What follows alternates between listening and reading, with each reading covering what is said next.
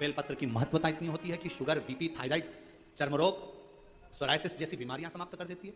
पहले आप और हम नहीं जानते थे कि शंकर पर चढ़ा हुआ जल सुबह से अगर पी लिया जाता है, जैसे ही जल को पीते हैं वैसे ही शरीर के सारे ग्रह, अगर शनि राहु केतु कुछ भी खराब हो रहा हो तो अनुकूल हो जाता है। भीतर उतारिए। आपको लगता है मेरा पति बहुत मेहनत करता है और उसका कोई फल नहीं मिल रहा, बहुत परिस्थिति नीचे जाती जा रही है, खूब डाउन होते जा रहे हैं, हमारे पास में कुछ भी नहीं है।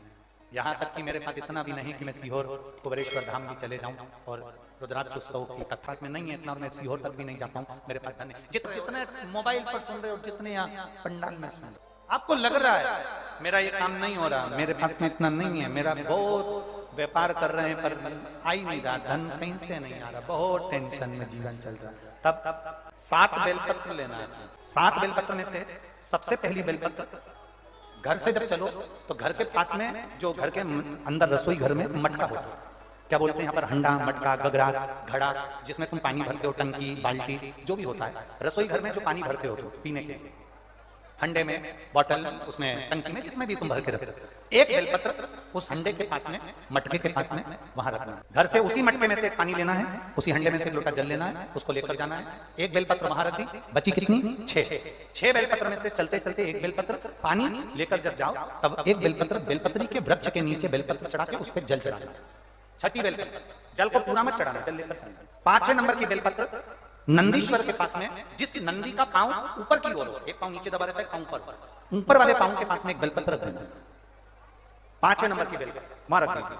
4थे नंबर की बेलपत्र अशोक सुंदरी वाली जगह, हमने कई बार आपको अशोक सुंदरी का स्थान बताया, ये जलाधारी, यहाँ जो बीच में से जल बहता है, बीच में एक मोटी लाइन होती है, अशोक सुंदरी। 4थे नंबर की बेलपत्र यहाँ रख दीजिए, थोड़ा सा जल समर्पित कर दीजिए। 3रे नंबर की बेलपत्र, यहाँ बैठकर जल चढ़ा रहे हो तो यहाँ रखो, यहाँ बैठकर जल चढ़ा रहे हो तो यहाँ रखो, यहाँ बैठकर चढ़ा रहे हो तो यहाँ रखो, मतलब पार्वती जी का जो हस्त कमल है उस पर रखना और उस पर जल चढ़ाना। 3रे नंबर में। 2रे नंबर की बेलपत्र, शंकर भगवान का जो शिवलिंग है उसके ऊपर बेलपत्र को रखना है। बेलपत्र की जो डंडी है, आप बैठे हो वहां पत्ती का मुंह होना चाहिए, डंडी का मुंह तुम्हारे ठीक बिल्कुल।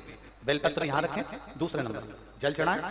एक बेलपत्र जो 7वें नंबर की है, उस बेलपत्र को जो जलाधारी है, जल चढ़ाने वाली, उस जलाधारी का स्पर्श कराएं और उस बेलपत्र को वापस लेकर उसमें से थोड़ा सा जल उस जलाधारी में डाल दें। उस बेलपत्र को, जो 7वें नंबर की बेलपत्र है, उसका स्पर्श केवल जलाधारी को कर बाबा से विनती कर उस बेलपत्र को किसी भी दिन आप अपने घर में लाकर रख लो, और कुबेरेश्वर धाम आप आना चाहते हो, बाबा से विनती कर आना, बाबा ऐसा धन देना कि मैं वहां जाकर लोगों को पानी पिला सकूं, बिस्कुट खिला सकूं, ऐसी कृपा करना। पहले मेरा बाबा तुम्हारी झोली जरूर भरेगा और तुम्हें कुबेरेश्वर धाम जरूर बुलाएगा। पक्का, ज्यादा दूर का नहीं सोचना, नजदीक।